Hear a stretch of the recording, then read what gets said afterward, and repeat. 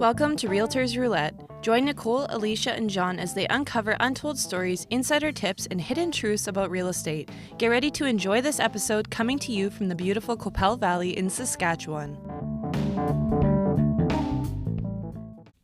The overthinking trap.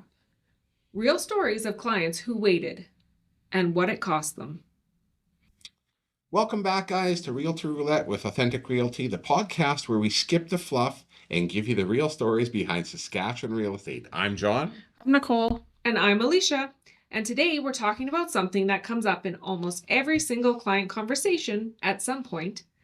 The dreaded, not yet. And we know that one.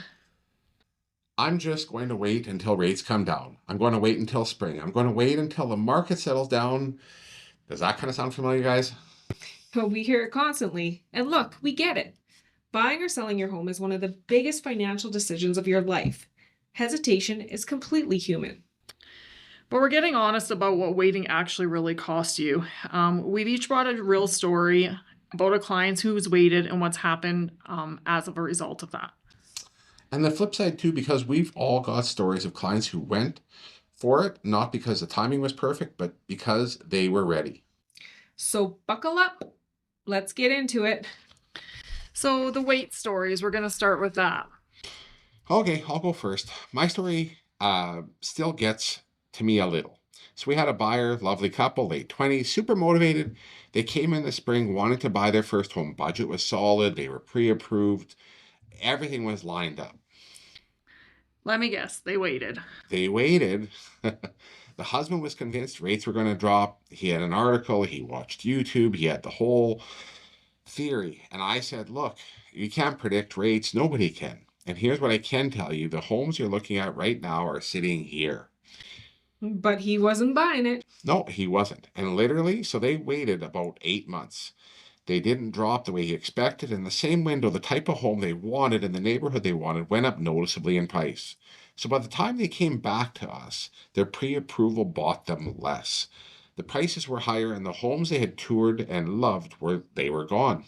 And this is kind of the painful part that we're even seeing from the 2025 market to the 2026 market is how much prices have gone up yet again. And a real place that I see them is acreages. I do a lot of acreages and I have acreage buyers from last year still trying to buy this year and being like, whoa, like my money's not buying me what it bought me last year. Yeah, that's exactly right. They ended up buying and now they're happy, but they settled for a smaller yard, a little bit longer commute than they wanted, all because they were waiting for a number that never came.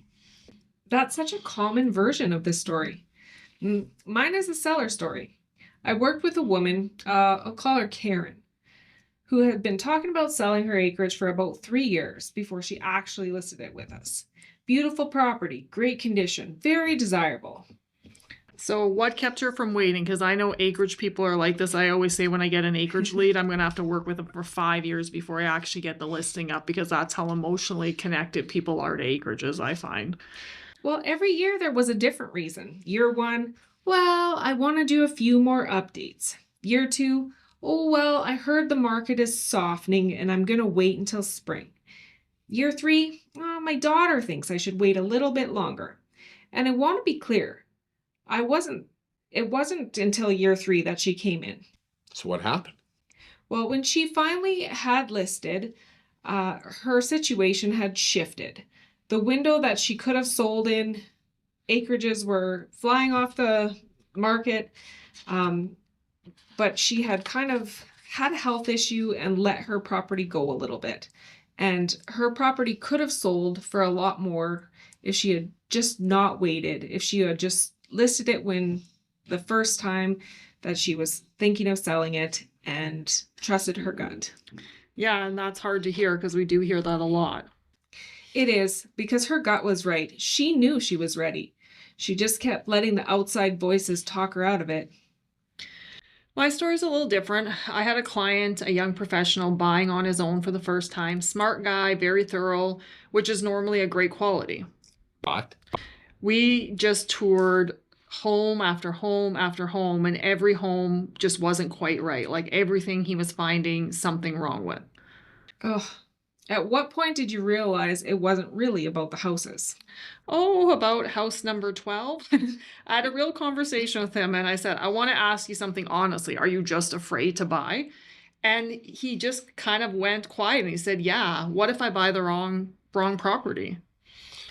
That's it right there. The fear of making the wrong decision is so much louder than the decision itself. 100%. And the kicker is, while he was on the 18th showing, a home he had loved back on showing number 6 sold. He's been the second offer on it and lost out. And when it sold again 6 months later, it sold for even more. Ouch.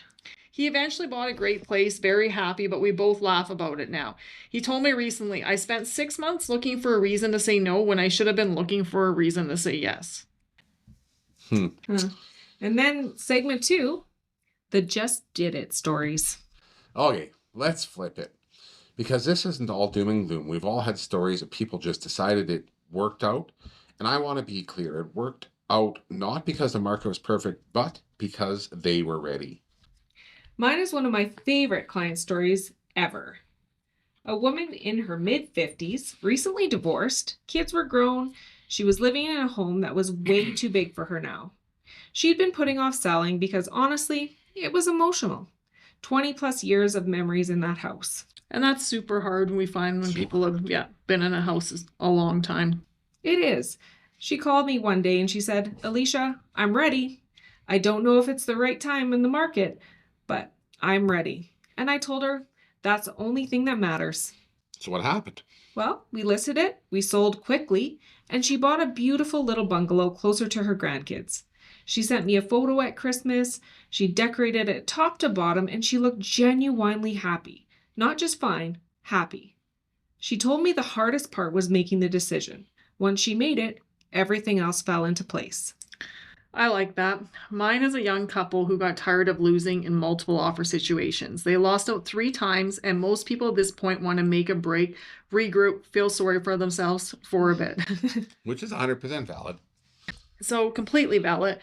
But these two just said, what do we need to do differently? So we tightened up our offer strategy. We got really clear on their must-have versus their nice-to-haves. And when the right one came along, they moved fast and they moved confidently.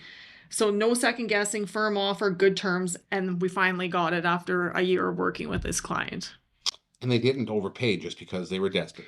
They didn't, because they had done the work to know exactly what they were willing to pay and why. The decision had already been made for them when they saw the house. That was the difference.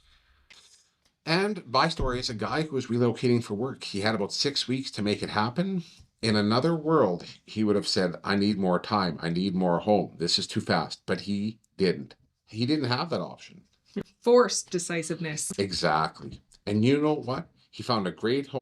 He had an offer in a week 3. Conditions were met, done. He called me a year later and said, I think the deadline was the best thing that happened to me. I would have talked myself out of it 5 other times.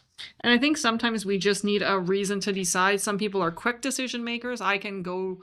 Every house I bought, I think I bought without my husband, without my brother. If it's been a rental property, I go there and I decide in 5 minutes, yep, I'm buying this. The car doesn't matter, where other people would take a month to make that same decision. So 100%. When you're working with a client or even yourself, when they know that's right, it's right. The honest answer. So the big question, when is the right time? Honest answer, well, there is no objective right time. There will always be a reason to wait, always. Rates could be lower, prices could drop, the market could shift. There will always be a headline that gives you an excuse. And I think what people are really asking when they say, is it the right time? Is this safe? Can you promise me this will work out? And we can't promise that. Nobody can. But what we can do is help you understand the market clearly. Figure out what you actually need versus what you think. Make a confident, informed decision, but maybe not a perfect one. There's this thing that I always think about. The regret of action versus the regret of inaction. 100%. People who move, even imperfectly, they almost never say, I wish I hadn't done that. But the people who waited, we hear, oh, I should have done this 2 years ago. Yeah. All the time. Yeah, we hear this all the time. The market is a tool to understand, not a reason to freeze.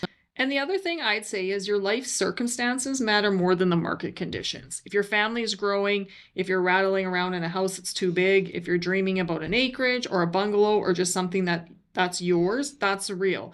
That's the thing you need to listen to. A good realtor will help you make the right decision for you, not the best abstract financial decision, the right decision for your life. So if you're sitting on a decision right now, if you've been in not yet mode for months or years, here's a challenge to you. Call us, not to buy or sell, just to talk. No pressure, no commitment, just a conversation. Like so many times people feel obligated when they give us a shout. But yeah, just have a conversation. And because 9 times out of 10, the conversation feels right. I know I've been working with another acreage seller, and this is, I think, the 3rd year I'm talking to her, and I still don't think she's ready to list yet. But we have the same conversation every spring, and I'm sure she's going to be ready to list, but it's just she isn't there yet. So we're just having the conversation. Maybe it'll be next year. Maybe it'll be the year after. I don't know right now. Well, we're all getting pretty good at conversations. 100%. Well, guys, that's a wrap on today's Realtors Roulette. If this one hit close to home, pun intended, share it with someone you know who's been in waiting mode, quote unquote. And if you guys just want to chat with your favorite local realtors, you know the number. 306-695-HOME. Thanks for listening, guys. We'll Thanks, see you everybody. next time.